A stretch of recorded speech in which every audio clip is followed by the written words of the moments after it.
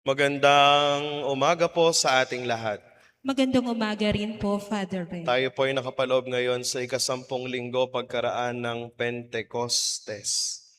If we are going to look back on our gospel reading today, may isang detalye po na madalas nakakaligtaan o nilalampasan. Nakafocus lamang on the feeding of the multitude or the feeding of the 5,000. Pero prior that, bago mangyari ang bagay na iyon, sinabi sa Ebanghelyo na balitaan ni Jesus ang pagkamatay ni Juan Bautista. At hindi iyon simpleng balita lamang para sa kanya. Si Juan Bautista ang naghanda ng daraanan ng Panginoon.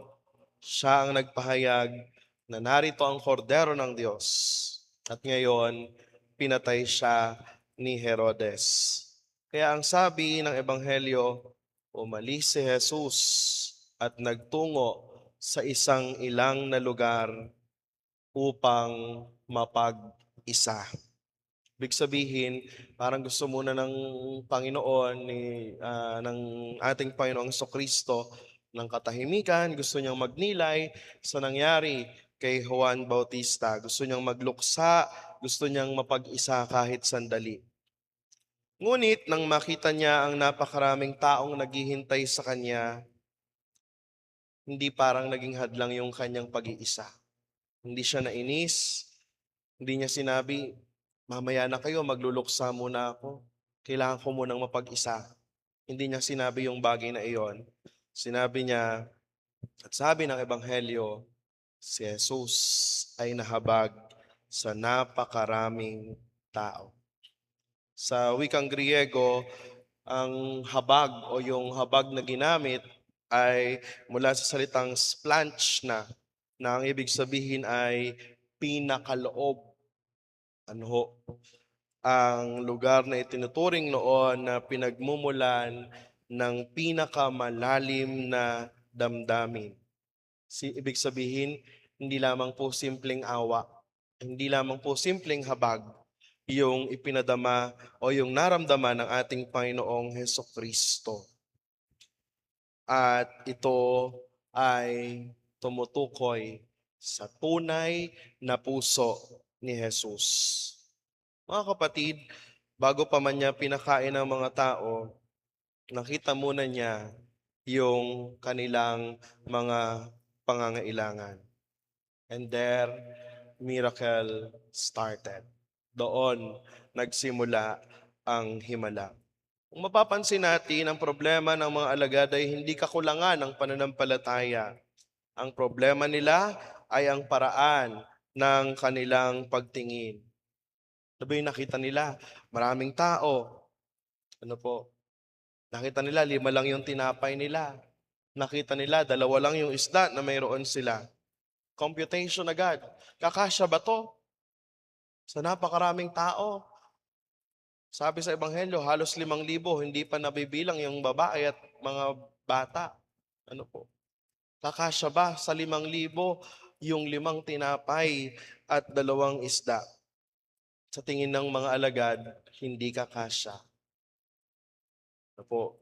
Hindi naman masama na nag-mathematics agad sila, but then nagkulang sila sa pagtingin sa teolohiya. Nagkulang sila sa pagtingin sa kung ano ang magagawa ng Diyos. Ano po? Sapagkat ang Diyos ang kasama nila doon sa kanilang karanasan na iyon. Ibig sabihin, mga kapatid, sa pananampalataya, hindi na praktikal kapag kasama na ang Diyos. Ang ibig sabihin lamang po, hindi dapat hanggang sa ating kalkulasyon lamang yung mga pananaw na mayroon tayo sa ating buhay. Maraming pagkakataon sa buhay natin bilang mga tao, tama naman yung ating bilang, pero kulang yung ating pagtitiwala. On the latter part, anong ginawa ni Jesus? Anong ginawa ng ating Panginoong Kristo? Una, kinuha niya yung tinapay na mayroon yung mga alagad. Ikalawa, tumingala siya sa langit. Katlo, nagpasalamat. Ika-4, pinaghati-hati. At ika-5, ibinahagi. Pamilyar, hindi po ba? Sapagkat iyon din yung nararanasan natin kapag dumadalo po tayo ng banal na misa. Ito yung nararanasan natin kapag tayo ay dumadalo ng Eucharistia. At hindi nagkataon yung pagkakasulat ni San Mateo sa ating ebanghelyo sa mga bagay na iyon. But when we are going to look on the first Christians, sa unang pamayan ng Kristiyano, ang himala po ng 5 tinapay ay hindi lamang kwento tungkol sa pagkain, kundi isa itong paunang larawan ng Eucharistia. Hindi lamang binusog ni Jesus yung kanilang sikmura, inihanda niya ang kanyang mga alagad upang maunawaan na darating ang araw na siya mismo ang magiging tinapay na nagbibigay buhay sa sanlibutan. Kaya't kapag dumadalo po tayo ng misa, mga kapatid, sa pananampalataya, hindi lamang tayo dumadalo sa isang ritual na nakasanayan natin. Tatayo, uupo, luluhod, sa ulado na yung mga dasal. Hindi lamang po. It is more than that. Lumapit tayo sa parehong Kristo na minsang nagpabusog sa 5,000 tao sa ilang at hanggang ngayon ay patuloy na bumubusog sa ating kaluluwa. At napakaganda rin, mga kapatid, ng sinasabi ng ating unang pagbasa mula sa aklat ni Propeta Isaías.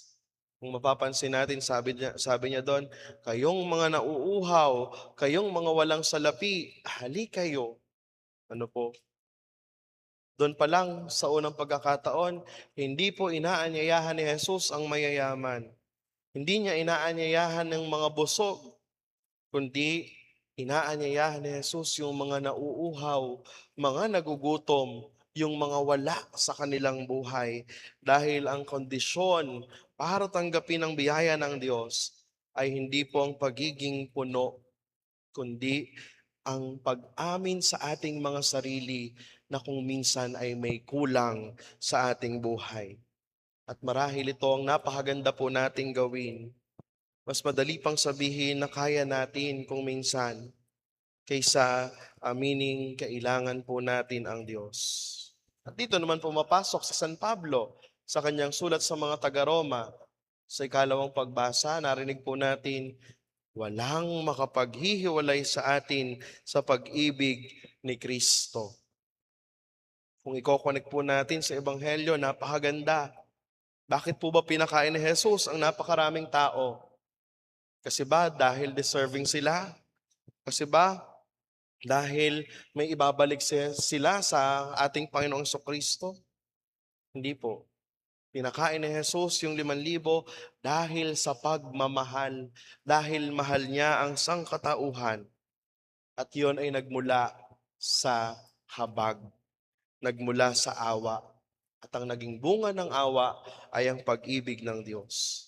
At sinabi ni San Pablo, kahit dumating ang gutom, kahirapan, pag-uusig o anumang pagsubok, hindi magbabago, hindi tayo mahihiwalay sa pag-ibig ng ating Panginoong Hesukristo.